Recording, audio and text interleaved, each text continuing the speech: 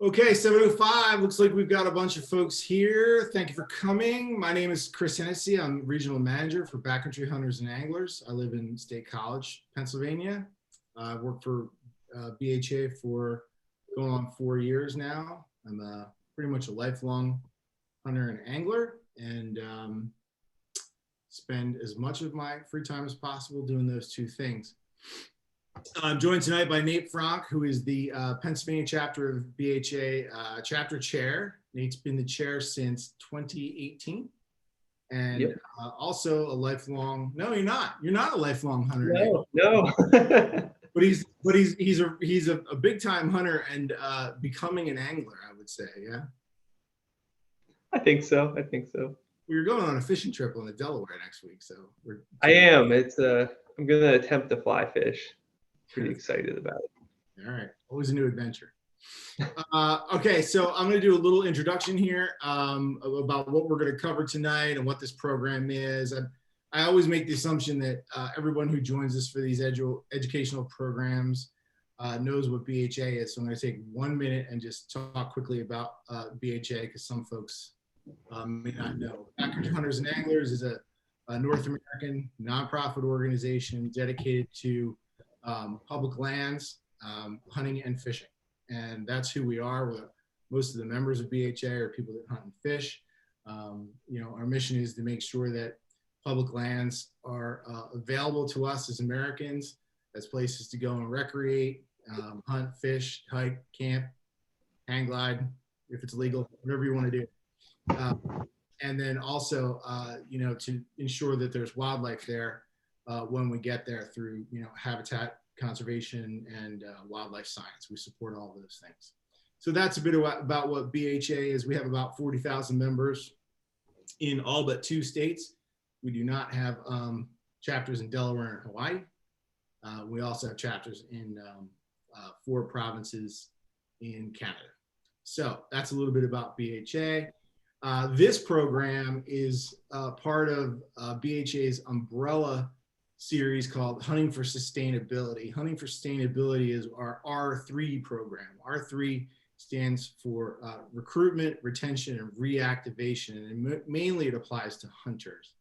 It's sort of a nationwide effort to get folks into hunting, back into hunting, or more active in hunting, simply because hunters, in large part, support conservation of wild game and other species and public lands. So lots of organizations across the conservation and hunting and fishing world, put a significant amount of effort into R3, and BHA is no exception to that rule. So this is a Hunting for Sustainability program. That's our larger, North American effort. But we call this series the Becoming a PA Hunter series, which is aimed specifically at helping those of you who maybe are brand new to hunting, thinking about hunting, or maybe learning, a new hunting skill that you haven't taken up yet. So this program is pretty much a blanket for all of those things, but some of them are very specific. They'll be about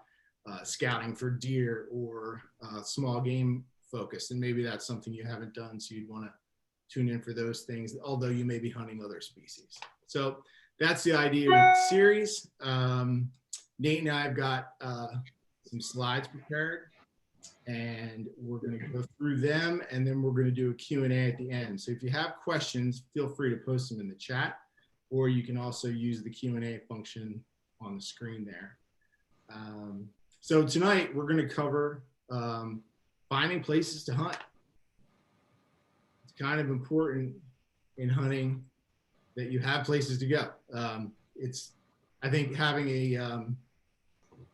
a menu of spots is an important thing, and I certainly have a whole list of places that I hunt different things at different times, different species, and it takes a while to build up that book. And some places that I really love, I haven't been back to 2 years because we're lucky in Pennsylvania and we have lots of options here. So my book is always changing, but I still know where those other spots are. I can go back to them. So this program's aimed at getting you started, an understanding of what kind of public land is out there, We're going to touch on private land access as well. And then we're going to cover OnX Maps, which is a popular mapping tool, both desktop and mobile, that will help you not only find whole chunks of land to hunt, but will help you hunt a place when you're there.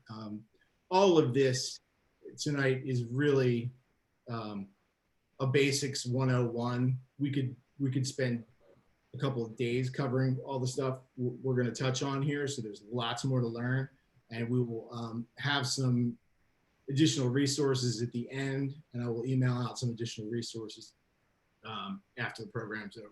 So I think that's it. Nate, you ready to go?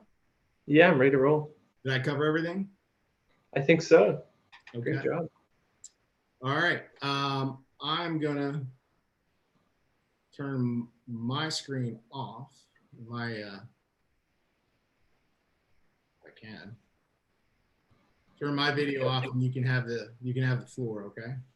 Yeah, I think I'm sharing already. All right. Yep, you're sharing. There you go. All right, cool. Well, thanks everyone for joining us. As Chris mentioned, my name's Nate Frank. I'm the chapter chairman. Have been for almost 4 years. I'm a late to life hunter. Like in my 20s, I got into it, and probably considered myself a public land enthusiast before that. I just didn't realize what I was. So I spent a lot of time navigating around those public lands. But if you're just getting into hunting, just getting into fishing, or just getting into outdoor recreating, it's important to understand our public land system in Pennsylvania and nationwide. It allows you to get out and have the best experience possible. I'm just going to go through basically all the public land in Pennsylvania, and then touch on private land access. So Pennsylvania, we're really lucky for being an eastern state, which typically are associated with less amounts of public land. We have over 4.2 million acres of public land in Pennsylvania. I think that's somewhere around like 7 to 8% of the total land mass, but it's a substantial amount, and it's pretty well distributed throughout the state, with the highest concentrations being in the northern tier of Pennsylvania. So you get a lot of deer camps up in the north central part of the state, where you have large tracts of public land. But we're lucky to have it dispersed throughout the state in pockets. Our public lands are managed by several state and federal and local municipalities, agencies, and there's also thousands of acres of private land that are open to public access, which I'm gonna touch on later. And I think they're one of my favorite lands to hunt, and I'll go into that in a little more depth a little later here. So I wanted to break down all the types of public land in Pennsylvania.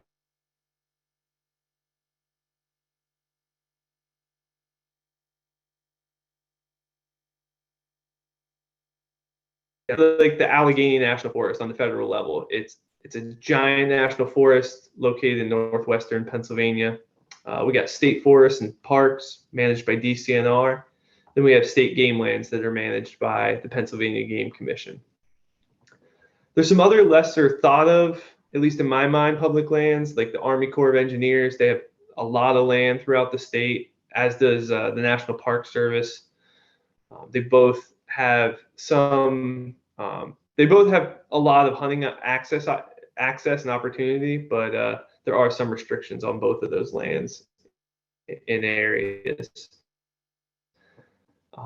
From a public land, publicly accessible land, the Pennsylvania Game Commission also has a public access program where they have an agreement with landowners to allow hunting on that land for in exchange for like wardens monitoring those lands, things like that. And then we also have nature, like conservancy lands and land trusts that manage lands that allow access. That's another pretty important public land opportunity. It is private, but they typically allow public land access. I'll delve into that later as well. Pennsylvania Fish and Boat Commission has lots of lands and waters that we're able to access. And then finally, municipalities, they have a lot of land that can sometimes be accessed. And I'll also discuss waters of the Commonwealth, which is interesting and not always thought of as public land. So the Allegheny National Forest, it's our only national forest in Pennsylvania. It's about 500,000 acres in size, and it's located in the northwestern part of the state. So Elk, Forest, McKean, and Warren counties. It's pretty big country. A lot of land use up there. There's some gas drilling. There's timber harvest. There's hunting, fishing, camping. It's as they call it in the sign here, the land of many uses. I think it's one of my favorite places to spend time in Pennsylvania. It's just that you can get into some really remote country there, and it's a great contiguous tract of public land. It's hard to find 500,000 acres together where you can just go roam. Getting into Pennsylvania State Forest and Parks, they're both managed by the Department of Conservation and Natural Resources. We have about 2.2 million acres of state forest in Pennsylvania, and that's broken down into 20 forest districts throughout the state and located in 50 PA counties. So quite a few Pennsylvania counties. The vast majority have some state forest land in there. State parks, which are managed a little differently. I should say state forest typically allows hunting in nearly all places besides safety zones and things like that, which are usually well marked. State parks are managed a little differently. There are opportunities for recreation and where hunting is not allowed, like camping areas, boat launches, areas typically where hikers and bikers would hang out. But there is a lot of opportunity to hunt in state parks, and we have 121 of those in the state in 61 Pennsylvania counties, and that's made up of 300,000 acres. So DCNR, the Department of Conservation and Natural Resources, who manages both the state forests and state parks, are responsible for overseeing a large portion of our public lands in Pennsylvania.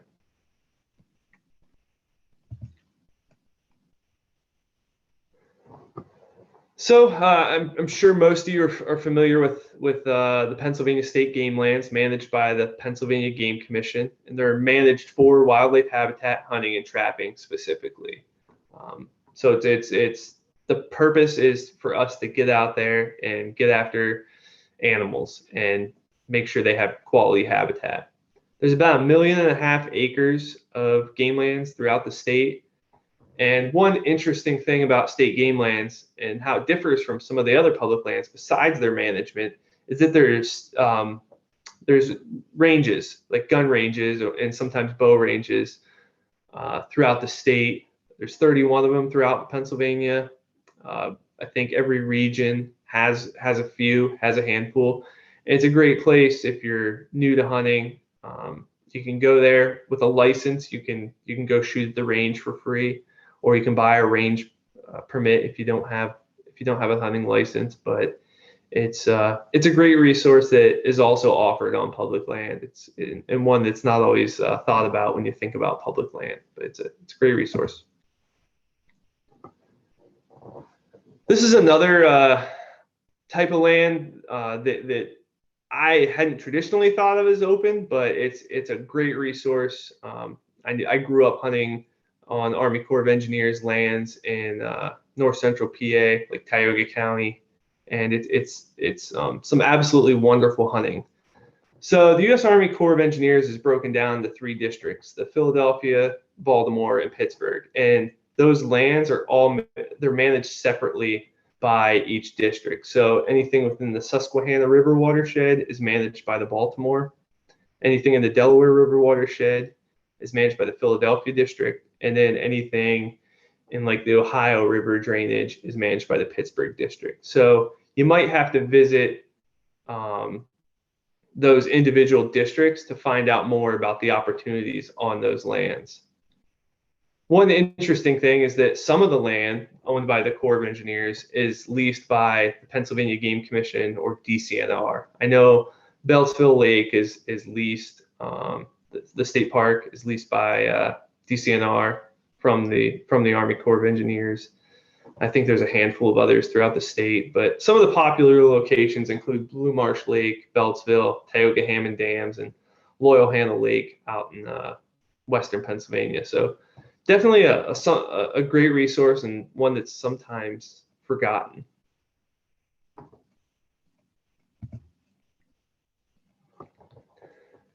Pennsylvania Fish and Boat Commission lands and waters are another great resource.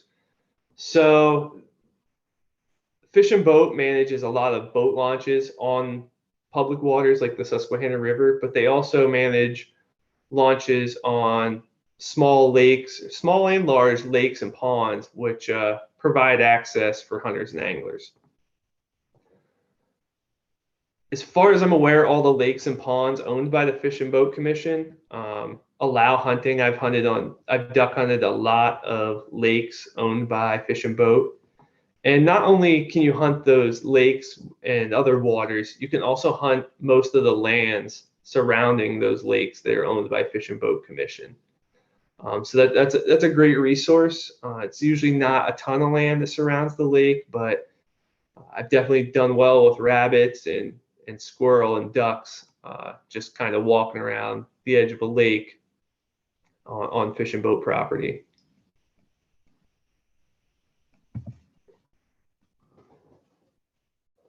National Park Service lands are they're distributed throughout the state, and there are 13 park sites in Pennsylvania, but not all of them allow hunting. So you're going to have to check into which ones do allow it. The regulations vary widely, so just wanted to put that up front.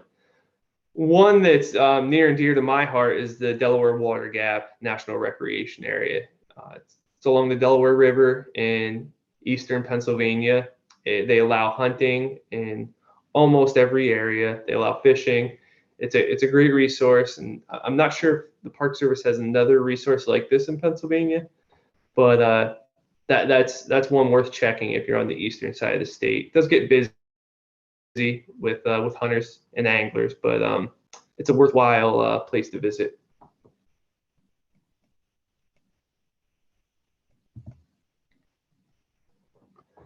So as I mentioned before,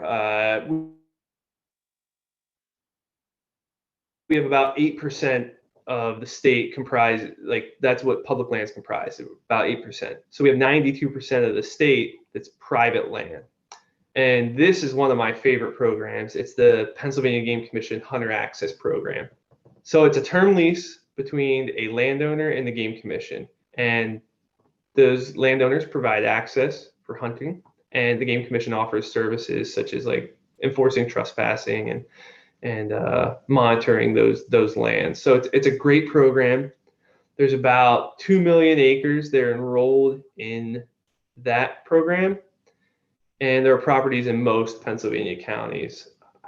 In northeastern Pennsylvania, we have at least 20,000 acres enrolled, and probably more. To get more information about the Hunter Access Program can be a little difficult to find, but if you go on the Game Commission's interactive map, you can find the locations. They're usually just point locations, so you have to do a little sleuthing to find out who owns the property and what the property boundaries are. But in today's day and age, with GIS and some other available public resources, it's not too bad, and it's a great resource that not everyone thinks about. It's worth knocking on the door of the landowner and saying, "Hey, I understand you're part of that Hunter Access Program, and can I hunt your land?" It's worked for me a number of times. So another type of private land that is sometimes open to the public is lands owned by conservancies, land trusts, and timber companies. In the western part of the state, particularly the northwestern, there's a lot of timber companies up there that allow public hunting. Not sure the regulations, but I think Kane Hardwoods or Collins, they both might allow access, but it's worth looking into if you're in that region. On the eastern side of the state, I know we have a lot of land trusts like the Nature Conservancy, North Branch Land Trust, Wildlands Conservancy. who allow hunters to come onto their land as part of the public access program that the Game Commission has. So I just blew through a bunch of public lands, but it might be a little overwhelming because I'm just flying through them, and there's 13 or so different types of public lands. So how do you find them?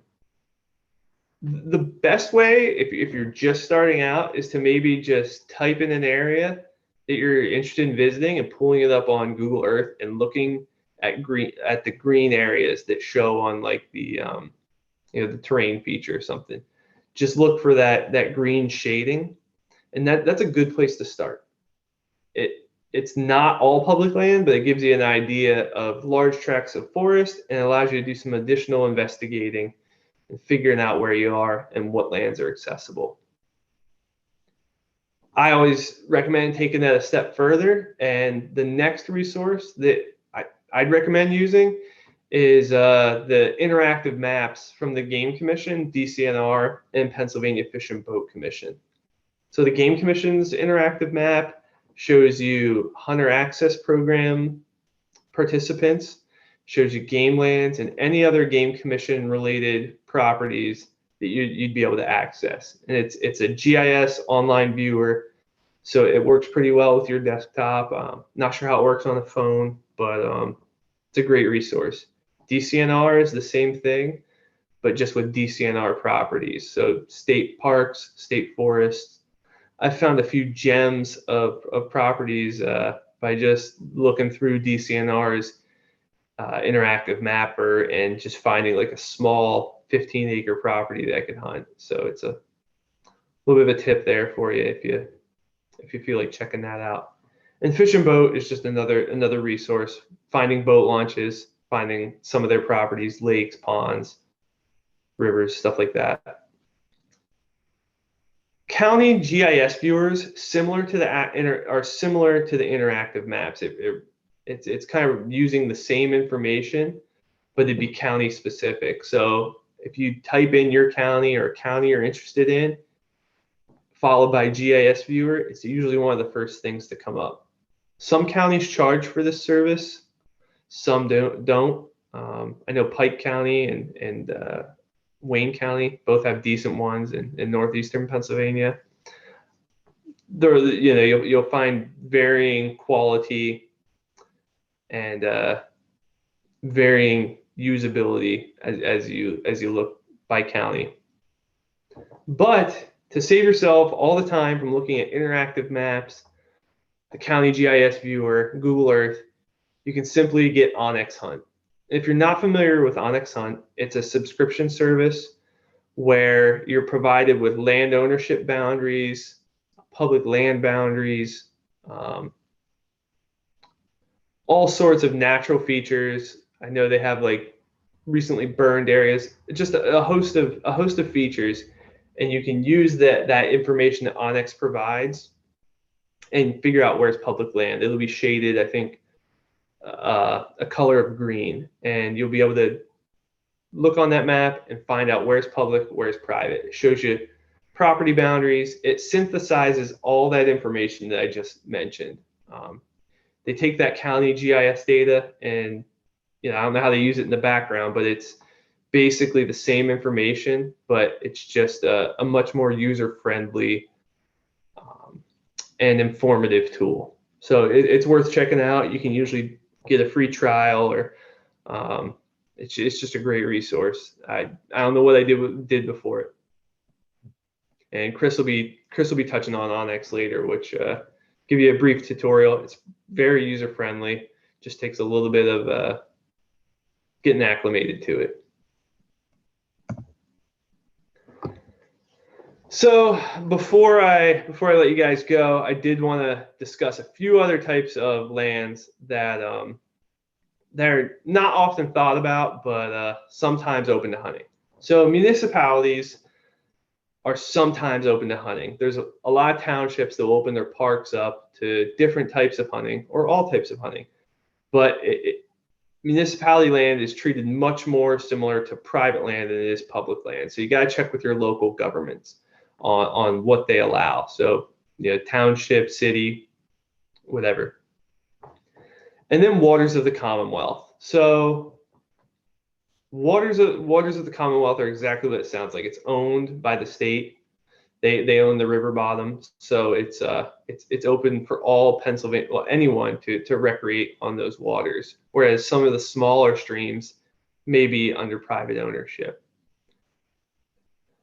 Just to name a few of the waters that you can get out and hunt and fish on: the Ohio, Monongahela, Youghiogheny, Allegheny, Susquehanna, Juniata, Schuylkill, Lehigh, and Delaware. I've been on quite a few of these and have shot a fair amount of ducks on them. They're great resources, and you can just, as long as you stay below that ordinary high water mark and stay in the river, you're good. So it's a great resource, and there's thousands of miles of waters in Pennsylvania that you can hunt and fish on. As I mentioned, private land makes up about 90% of Pennsylvania, and it is a great resource to find hunting permissions. It's crucial to our healthy ecosystems in Pennsylvania. So it's really just can't say enough about it. Everyone loves having a private land spot too. It's a little less pressure. You don't have to get up as early, things like that. A few resources to help you on your private land permissions journey. Meat Eater and Wired to Hunt podcasts both discuss ways to get private land access. I actually think I saw something on Meat Eater today discussing how to get some private land access. Gives you tips, tricks, things like that. A basic outline of what you may want to do or who you may want to ask is just ask. You can really ask anyone. Ask your neighbors, local farmer, landowner, even businesses. I've asked businesses to hunt on a cornfield down, and they've been gracious enough to let me, things like that. Sometimes offering a service, whether it's cleanup, help on the farm, in exchange for that hunting access, may be the way to go if you find they're a little hesitant or something like that. Whether it's just cleaning up a ditch along a roadside or something like that, can be that small to help get you in there. And then I recommend starting small. So maybe if you're eyeing up a farm, maybe just ask to start hunting squirrels there, or rabbits, or some other small game, or ducks, and maybe not start with deer, or whatever you think you can do to help build that bond, build that trust, so you both, you and the landowner can get to know one another, build that relationship, and then maybe work your way up to deer, bear, ducks, whatever you're desiring to hunt, if you think it's going to be a little harder to get that permission. But that's a very brief outline, but it's worth reading up on private land permissions. I know it can be a pain to drive around and knock on doors, but it's well worth it. You meet some great people and build some great relationships, even if you don't get to hunt their land. So Chris, I'm going to turn it over to you to show everyone a little bit more about OnX and all the awesome features that has. Yeah, if you stop your share, I can come back on that. Oh, there we go. I'm back. I'm going to change the program here just a bit, and let's talk a little bit about the private land. Sounds good. Yeah, since we were just there, and there's a question on it too. I think Mark Kenyon did a pretty exhaustive pieces on his personal private land tactics. Like, he has a form letter, he's got a resume as a hunter. I mean, I've never heard anyone lay out a private land acquisition plan better than Mark Kenyon. And all of this stuff is available on Meat Eater somewhere. So if you guys, it's themeateater.com, right? So if you're really interested in private land permissions, you can certainly find that. Just a weather note, I'm about to get whacked by an enormous storm here. So if something happens to me, you know what happened. Just carry on as best you can. Summer in Pennsylvania. But the other thing I wanted to say about private lands was all the accesses I have, and they're all good ones, and there's not many, but they're important in my portfolio of places to hunt, are from people that I know who happen to own land, or people that friends know. And we got them just by telling people that we're hunters and that we are always looking for places to hunt, and that we, sort of provide a service by helping clean out extra deer, or the overage. My phone's giving me feedback. I gotta get rid of it. Helping people control the deer populations. One of the properties that we started hunting a few years back is just overrun. Not as overrun as it used to be. It's overrun with deer, and the landowners are glad to have us there because they value the forest and they know that their forest is being, damaged by having so many whitetails around. So I think just by talking about being a hunter, not being afraid to ask people if you can hunt their property, Yep. you can find a couple places to hunt.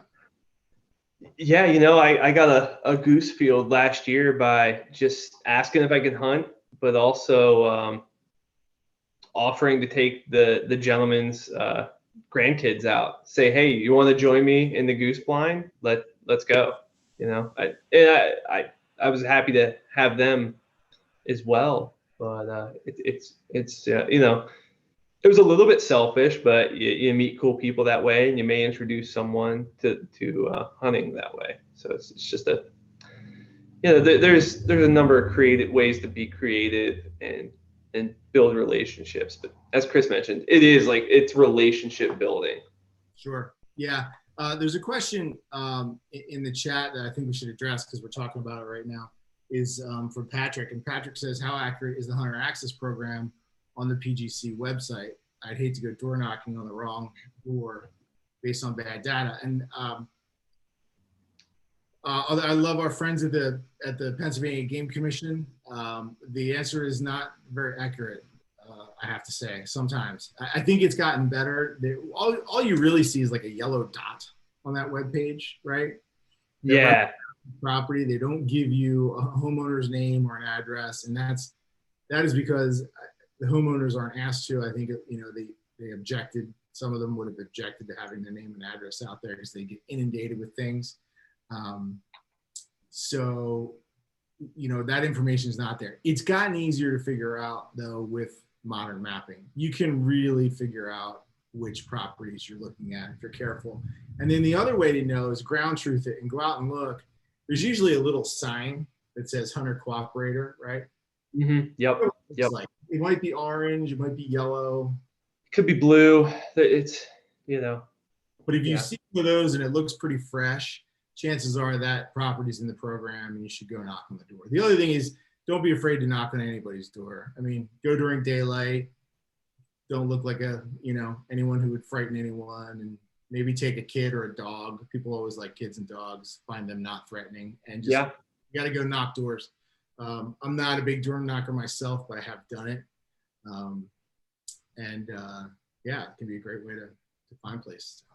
Yeah, and don't be discouraged if you go to a hunter access property and they say no. I've had it happen. It's a bummer because I don't know that that's the way it's supposed to work, but it's just part of something you're going to have to deal with. And certain properties do have restrictions on what you can hunt too. Sure. Yeah. And also the landowners have discretion on the number of people. Yeah. They're there at any time. So they can't say no. It is their property after all. So yeah, you just got to roll with the punches and, be willing to take some no's and some come back next weeks and stuff like that. Yep. But, go in advance. Don't go the day you're trying to hunt because, that's a lot of pressure for everybody. Go in advance so you can get permission and see how it goes. All right. I guess I'll roll into my piece here. Yeah. And like Ben mentioned, Meat Eater episode 96, permissions. That's the one you want to check out. That's one of the ones you want to check out. Definitely. Yeah. Thanks, Ben. Appreciate the knowledge there. All right. Let's see if I can share here.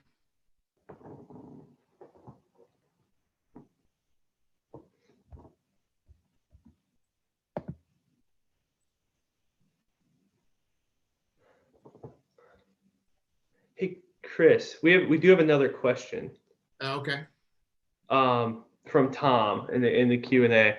There has been more talk recently about the Delaware Water Gap being promoted to a national park. Being from PA and unfamiliar with hunting on national park land, would hunting be permitted there? What is BHA's stance on making it a national park? So I have seen an article, man, I can't remember where I saw it, but I did see an article recently that discussed the idea of the Delaware Water Gap being promoted to a national park. I haven't seen that I haven't seen like that an administration or that the Park Service is supportive of that, but I did see it was mentioned, and I'd have to delve into that more. One thing I do know about the Delaware Water Gap is that talking with their resource managers, hunting is part of their mission there at the park. Like that is a part of what they manage for. They manage for that opportunity, whether it's the, ringneck pheasants being released on Park Service property, or just creating an extra parking lot. They do a pretty good job at that.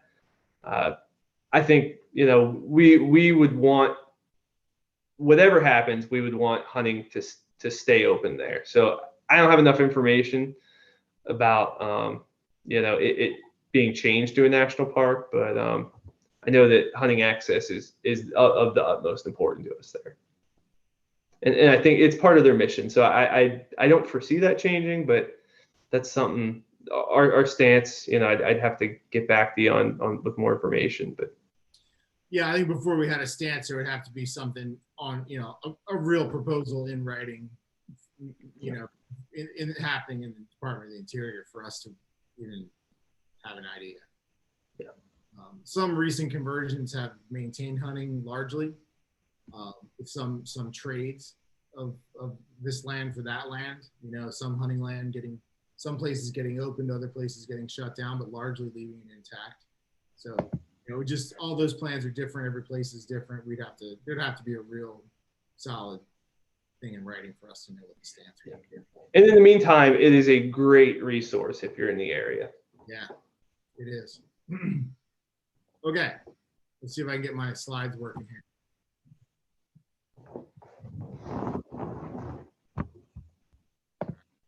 You guys have that? Yeah. Oop. Okay, I'm going to touch on OnX.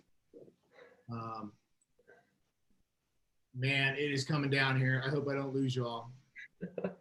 I'm going to try and go through this kind of quick. Nate touched on OnX quite a bit. OnX is probably the premier hunting app.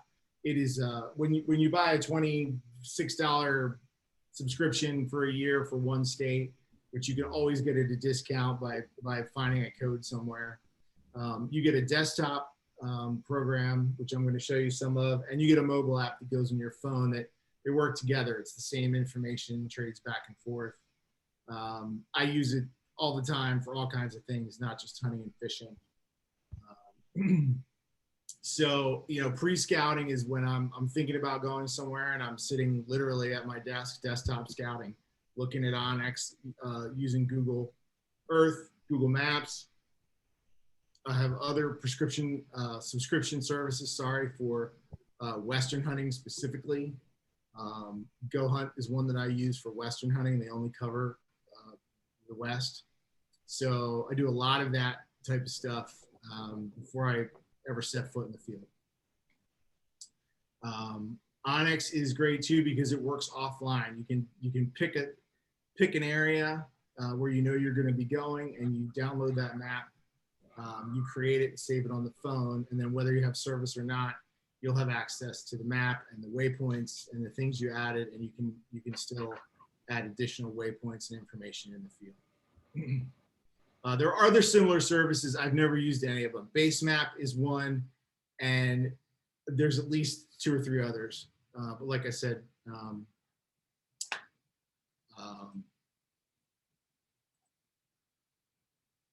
OnX is the only one I've used.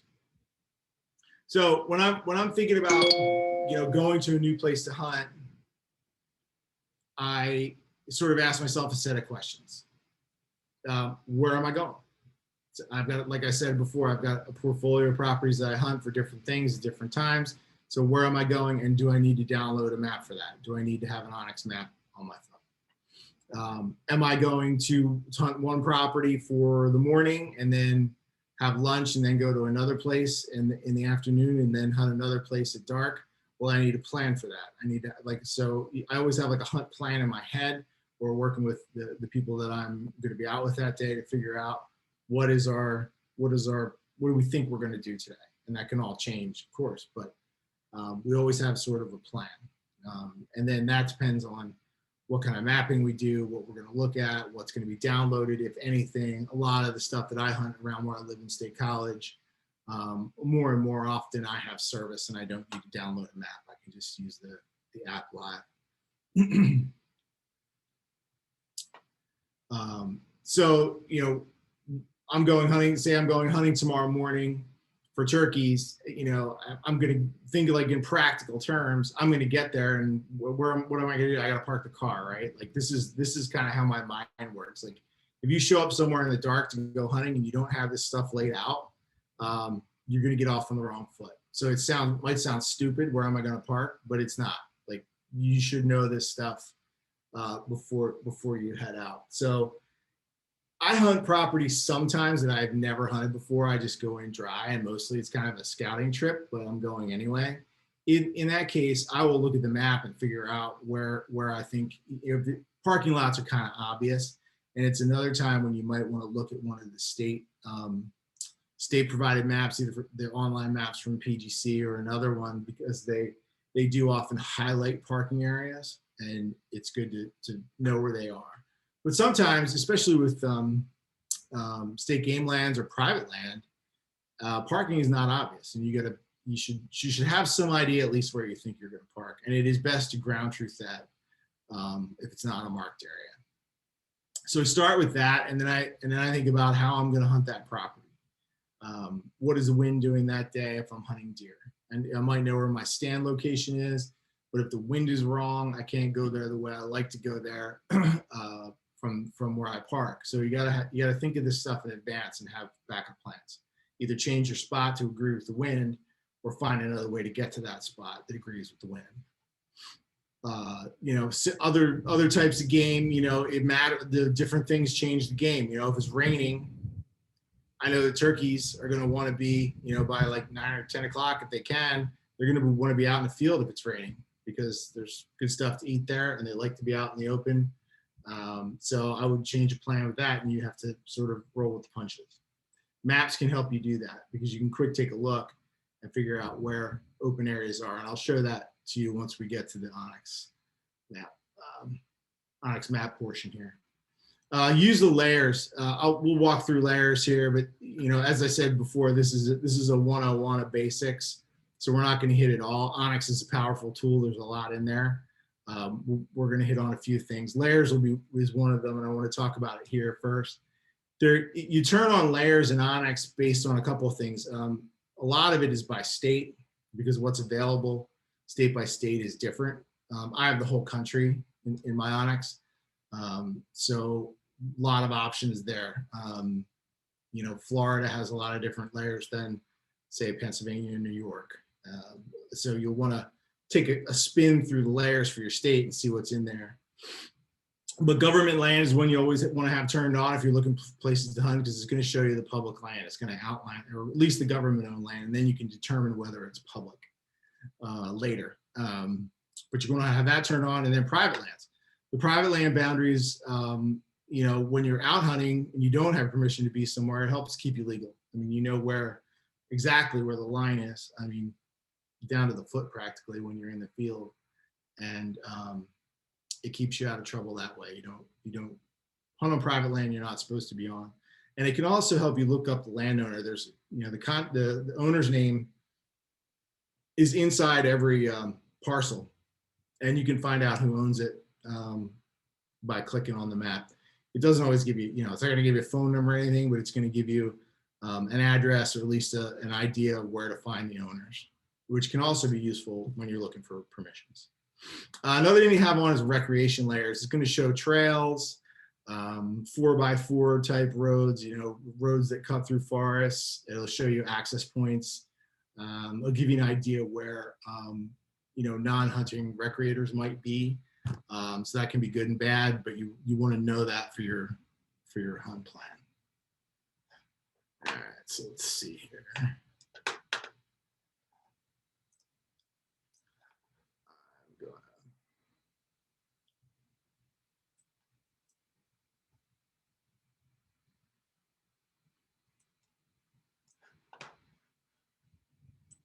Hey, Nate.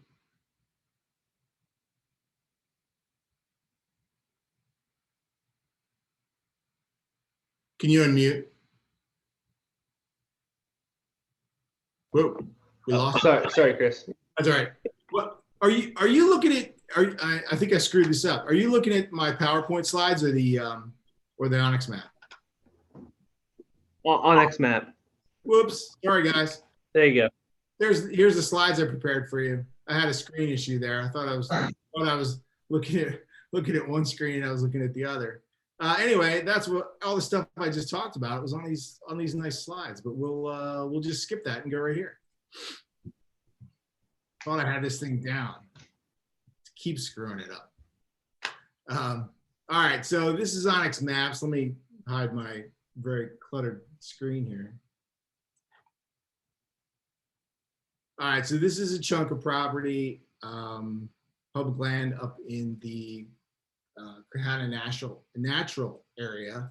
And I've got a couple things marked off on here. There's my parking spot.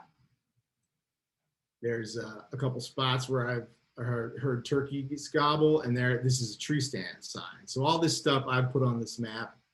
All of these things are not real. So don't bother going there to hunt. I mean, there's probably turkeys there, but I didn't actually hear any turkeys there. I have heard turkeys very nearby this place though. So, all right, let's walk through OnX real quick here. This is the map layers that I told you about. We got different states on here: Colorado, Montana, New York, Pennsylvania, Wyoming. So you go into Wyoming, and they've got some stuff in here that we wouldn't have in Pennsylvania. They've got walk-in areas, which is their hunter cooperator type stuff, restrictions, hunter management, which is a different type of land that's huntable. So all kinds of different things for different states. The other thing I want to show you in maps is the layer library.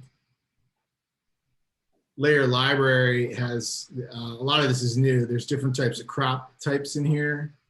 This depends on states that you're into. There's all kinds of stuff, and there's also layers in here for wildfire, which is important if you're out west hunting elk or mule deer or other things. So you got to dig around, find out what's in here.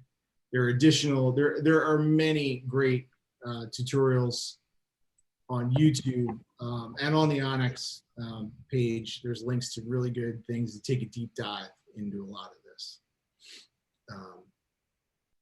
But yeah, so this is a basic map. You'll find that the tools are pretty easy to use. There's a line tool here, a couple different types. This is here, we'll make a line real quick. So say I want to walk from this juncture to this field.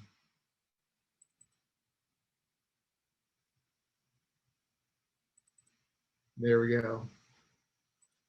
You just draw a line and it will give you information about that line. This thing's being slow. Yeah, we're not seeing it yet. Oh, you're not seeing it? Yeah, it's being really weird. Yeah. All right, we'll skip the line tool.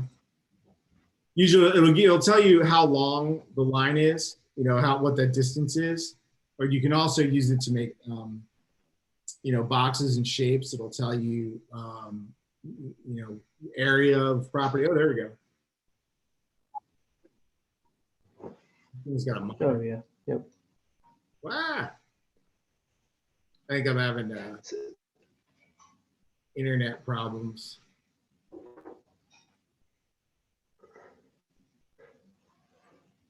Yeah, I know in the past I've used this line tool to make sure I was 150 yards away from a building or something like that when you're hunting tight into some, properties. Sometimes deer and turkey will hang out close to a development. You need to make sure you're legal. So that's a good tool for that. Yeah, it's a great use of it.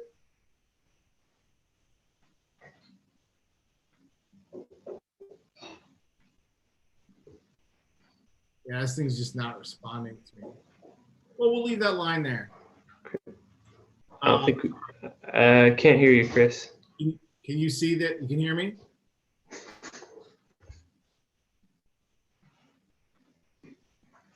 Can you hear me, Nate?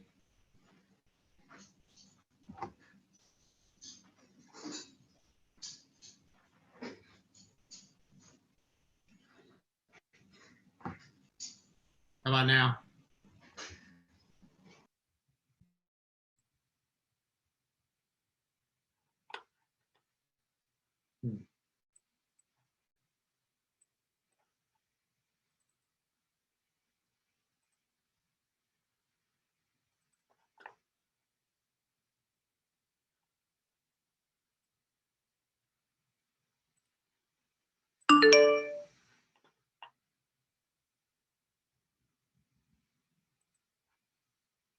Can you hear me, Nate? All right. Well, I don't know if anyone can hear me or not.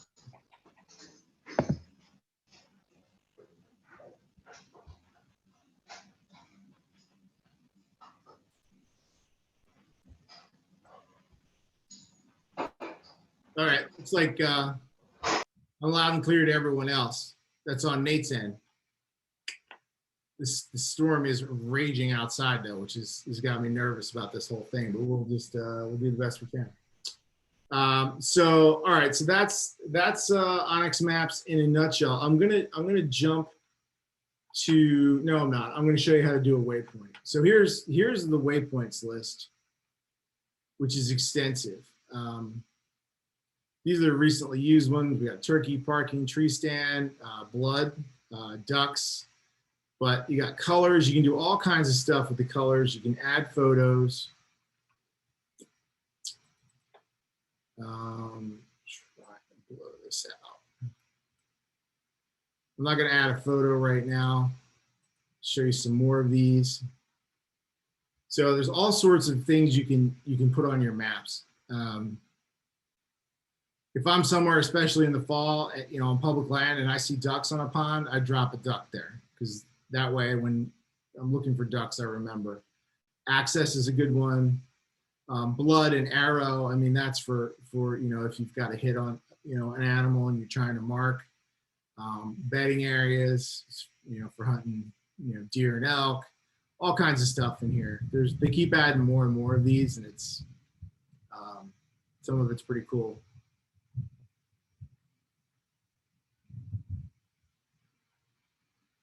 Turkeys, water source, wallow, elk hunting stuff.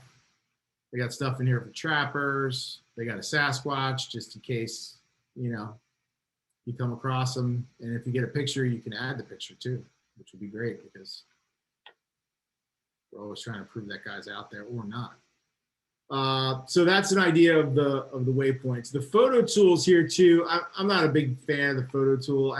I've used it a couple times, but not that much. You can add a photo straight from your phone if you're taking a picture of, I don't know, something you want to use to jar your memory or something like that. You can grab a photo with your phone and add it right in to that waypoint, or you can add things later on the desktop.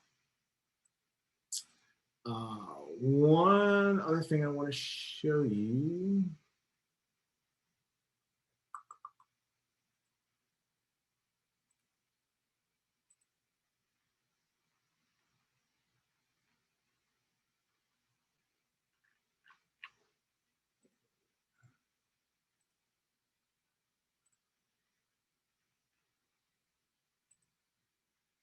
Got a lot of stuff in here, so it's hard to keep track sometimes. This is an elk spot that I hunted in Colorado last year that I'm probably never going back to. So this is a real map. This is a map I used when we were there. We picked this area, and we talked earlier about the line tool, and I showed you, tried to show you how it worked, and it sort of failed, I think, because of my internet service. But we outlined this area that was our target spot because it's on a elk migration route. We outlined that in red. This yellow area is another spot that elk move through. And then we sort of picked this apart to highlight things that would help us hunting. So these are glassing areas here. This is a little pair of binoculars. And this is a potential bedding area. And all that is from desktop searching is, a dense piece of forest. This is like a high desert area, and a lot of it is very, very open. So any place, we found some thick forest, we would mark as a possible bedding area because elk have got to have places to hide. So more bedding areas, more glassing spots. This is a spot where we actually saw an elk. This is a water source, known water source down here. Reason I really wanted to show you this map, couple things. The weather's on here, which is helpful, and also direction of wind. But I wanted to show you the map types. Jeez. Severe thunderstorm warning. Again. I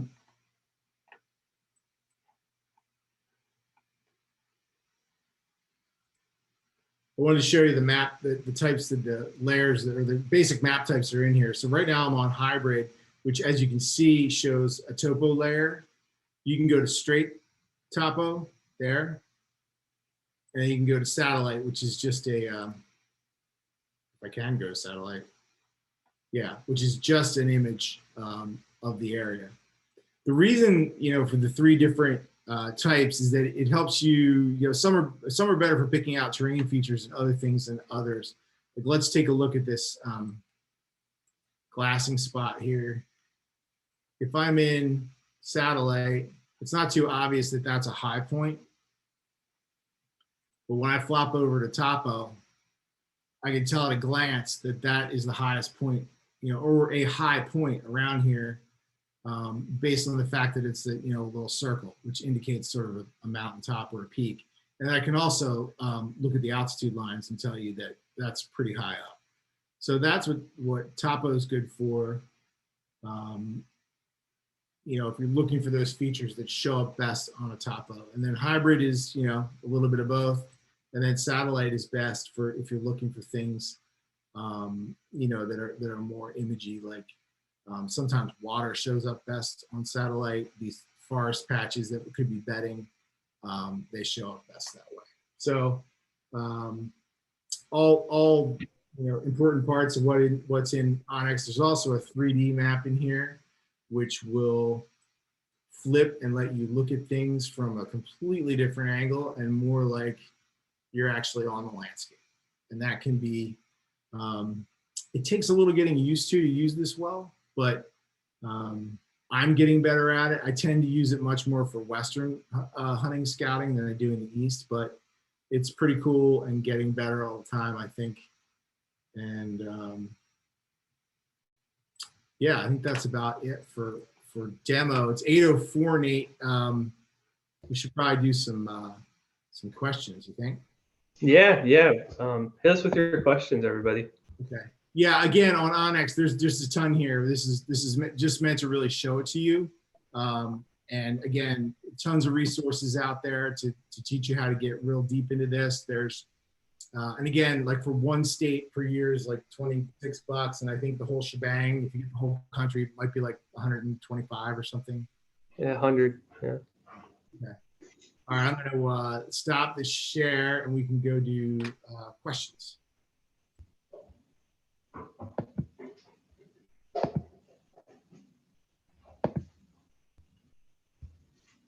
It's funny. Most of the questions about whether or not I can be heard. More like statements. Sorry about that, guys. I think that was on my end. We're good. We're going to blame that on Nate, for sure. Let's see. Any other questions? I don't see any questions.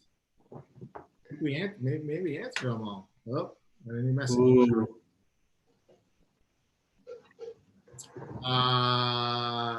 Blending PAGC Hunter Access program with OnX.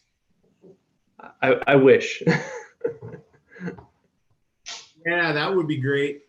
Yeah. We're going to keep, just so those of you that are really interested in the Hunter Access program, just know that I personally have had conversations with our friends at the Game Commission and asked them to maybe look at, revamping. They've done a lot of great stuff in PA. They've come a long way with a lot of their programs in the years, but I think one thing that could use some improvement is that Hunter Access program, because there's a ton of acres in there. I forget, it was 2 million acres, or it's a lot. Yeah.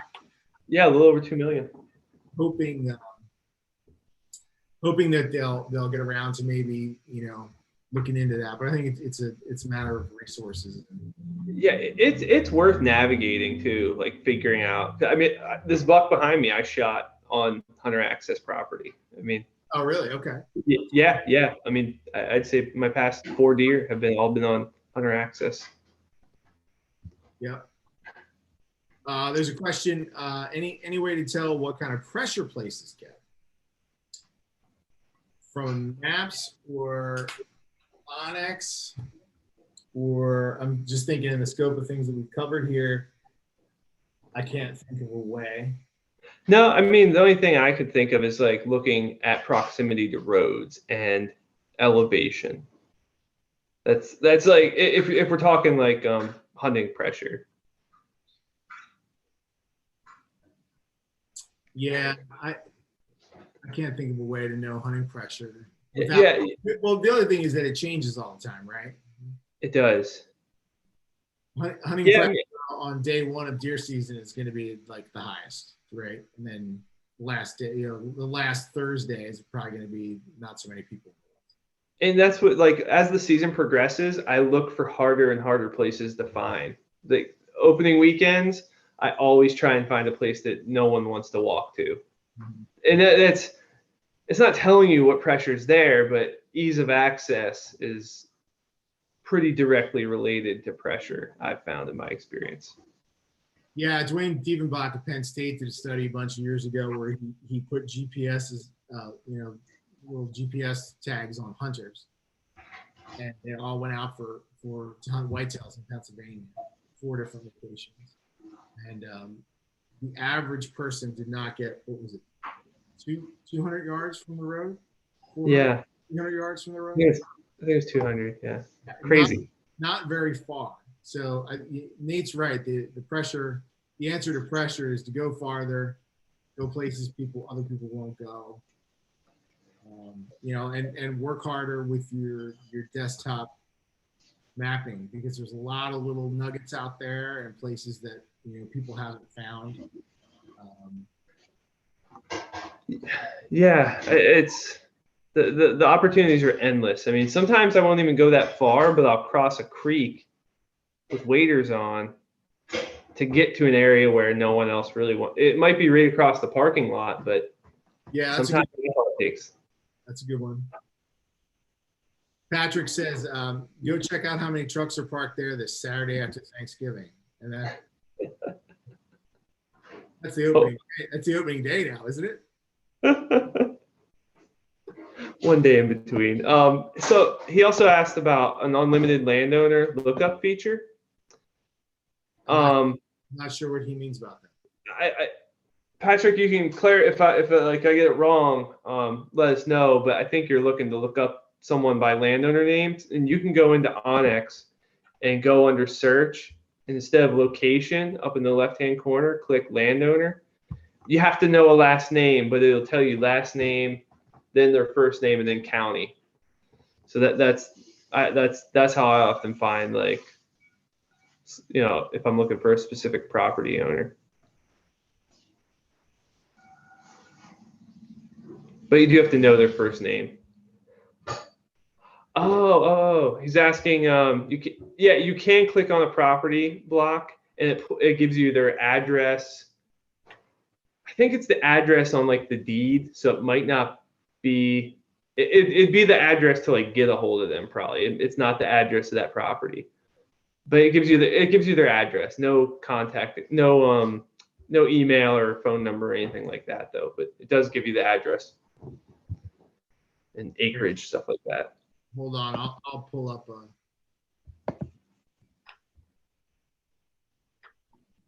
tax address is what it is, and then county, municipality, WMU. All right, can you see that, Nate? Yeah. Yep. All right, so here is Timothy D. Altfather. It's a cool name.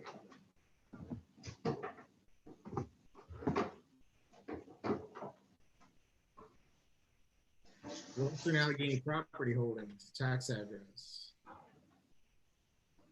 acreage, latitude, longitude, elevation. It doesn't line up with his name though. It sounds like a person's name. Yeah. Did you click on another one on that, or maybe? Let's try this one. Sometimes if you gotta really zoom in there to get it. Yeah. I can't zoom in anymore. It's actually I guess that's wrong. It's pulling the wrong info. But. So I will say, like, I've found that some Western states, especially, the information, like the public land boundaries have been accurate in my experience, but sometimes ownership names lag. Yeah. Or it throws wrong information. And there's just some areas of the country that there's just it's incomplete information. Yeah, it's only as good as the local info, right? So, all right, here's one that matches. This is Rebecca Short. This is the tax address, which I don't think is this address, but maybe. It shows you the area, the lat, longe, elevation. But if you say you wanted to hunt this property because it's bordering the Bennett Branch and Cinnamoning here, and you wanted to hunt ducks, you could write Rebecca a letter. You got her tax address, and there's a pretty good chance that she would get it. Yeah, I've definitely done that before. Use that address to write letters. And all this information comes with your $25 OnX. All the levels of OnX have that feature, right? Yep, correct. Yeah, there's always promos on like Camo Fire, which is a website. Yeah, you can just type Randy into all the codes, because Randy Newberg's got deals with everybody that usually get you a few bucks off of anything. Yep. Ben's got some information to add. If you're interested in the property, take the time to double check the county GIS program. County maps are updated regularly as deeds roll in. OnX updates in batches. So yeah, that's a good point, Ben. I've been surprised, like in my neighborhood, how quickly things update. I think that just depends on your county government, how fast the stuff moves through the system. So yeah, I haven't. Yeah, thank you for adding that. Absolutely. All right. Well, I think we're out of questions. We're 15 minutes over time, and this has been great. Anything to add, Nate? No, I just thanks everyone for tuning in. Really appreciate it. Hope you enjoyed it, and reach out to us like on our Facebook page, Pennsylvania Backcountry Hunters Anglers, or email, whatever, if you have any questions. Or we have a ton of events coming up as well, so check out the BHA events page. Yeah, do that, and we're gonna be having more of these. We'll cover some different topics. We have a series of live deer scouting events coming up. Nate's doing the first one up in the Poconos, correct? Yeah, Tannersville on the 25th of July. It's a Sunday from 10 to 1. And and then we're going to grab beers after it. So anyone who's in the northeastern PA or eastern PA, or if you want to drive really far, come join us. It'll be fun. Yeah, probably don't drive too far though, because we're going to be doing some more. I'm going to be doing at least one here in the State College area in August, and then we have other folks who are going to be queuing up more of the scouting events as we go along. Yeah. And also for the fall, early fall, we're going to plan some butchering events, live butchering events where we will take apart an animal live with you on the premises. So keep an eye out for that. Thank you all for joining. If you're not a member, or joining us tonight, if you're not a member of BHA, I encourage you to join us. We're very active in Pennsylvania. We've got a lot of stuff going on. We're active across the country. We do a lot of good work to make sure that public lands stay in public hands here and everywhere. So if you're not a member, please join us. And we will also make this recording available as soon as we can, probably be like a week or two until it winds up on the YouTube channel. But if you know someone else who'd be interested or you want to watch again, it'll be there as soon as we can get it up. So thank you all. Have a good evening. Nate, as always, thanks for your time, your talent. Thanks, Chris. Appreciate it. And see you all. Have a good evening. See you, everybody.